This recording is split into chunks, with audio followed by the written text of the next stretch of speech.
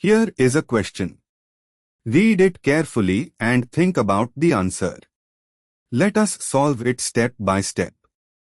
Let us begin solving this step by step. The molecule shown consists of two benzene, phenyl, rings connected by a single carbon, methylene, CH2 bridge. Step 2. Apply IUPAC common nomenclature concepts. When two phenyl groups are attached to a single carbon, methane, the compound is named diphenylmethane.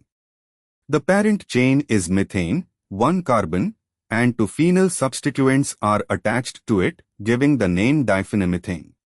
The molecular formula is C13H12.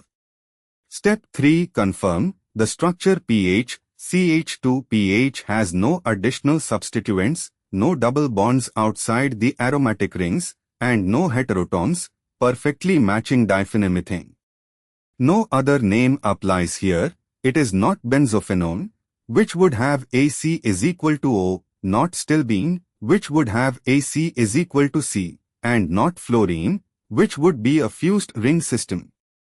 Therefore, the correct answer is diphenylmethane. The correct answer is shown on screen.